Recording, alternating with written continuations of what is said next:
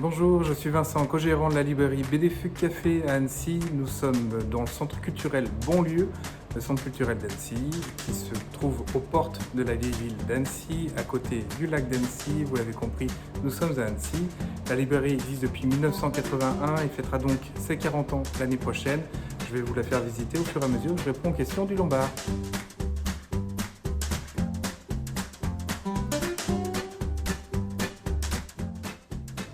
Alors j'ai toujours eu une grande passion pour l'écriture, une grande passion pour la lecture et une passion immodérée pour le dessin. Je me suis même vu à un moment auteur de bande dessinée avant d'admettre que j'avais pas le talent pour. Par contre, des milliers de talents m'entourent au quotidien ici à la librairie. J'ai eu la chance en 2000, quand j'ai rencontré Jean-Jacques Roby, le fondateur de la librairie BD Fugue, qu'il me fasse confiance pour ces 2 années de contrat d'apprentissage en commerce. 2 années qui se sont transformées en un véritable contrat. Désormais, on est tous les deux co-gérants de cette magnifique librairie et c'est un grand plaisir au quotidien de pouvoir rencontrer les lecteurs, pouvoir leur transmettre notre passion, pour pouvoir eux aussi accompagner la leur. Donc voilà, libraire, c'était vraiment une vocation et je suis passé d'une passion de la bande dessinée à une passion pour ce métier. Je vous cache pas, c'était un vrai casse-tête. Quand les éditions du Lombard m'ont proposé de présenter un véritable coup de cœur dans leur catalogue, lequel choisir, tellement il y avait l'embarras du choix. Plus de 70 ans que cette maison d'édition existe, je ne savais pas par où commencer. Et puis finalement, je vais commencer par la nouveauté, l'actualité immédiate. Ça sort vendredi 12 juin, Les Omniscients, gros coup de cœur pour cette nouvelle série.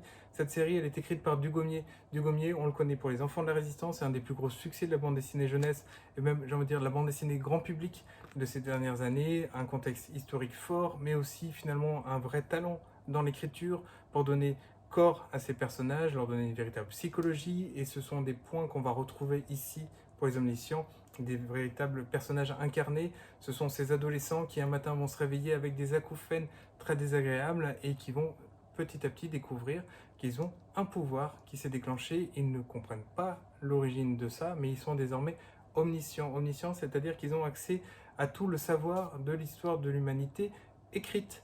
Alors tout ce savoir, finalement, un peu comme un moteur de recherche ultra performant pour Internet. Évidemment, c'est un vrai plus, mais c'est aussi un danger supplémentaire pour eux, puisque ça va vite ce savoir aussi, et que là, désormais, ils sont la convoitise de personnes pas forcément tout à fait bien intentionnées dans cette situation. Plus de 20 pages par rapport à un album normal, la lecture est captivante, elle est dense, elle est prenante. C'est un vrai régal également pour le dessin qui est très vivant.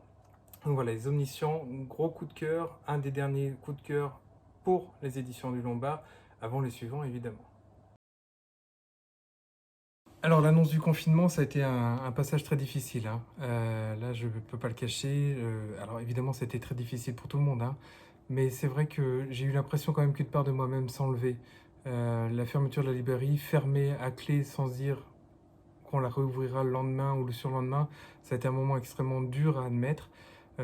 Très dur à admettre aussi pour tous finalement les libraires des BD Fugue, et on a décidé de se réunir tous les 2 jours en moyenne, à faire des réunions Skype pour pouvoir voir comment on pouvait maintenir le contact avec nos clients, avec les lecteurs, même si on n'avait rien à leur vendre, pour pouvoir continuer à transmettre cette passion, à la partager avec eux.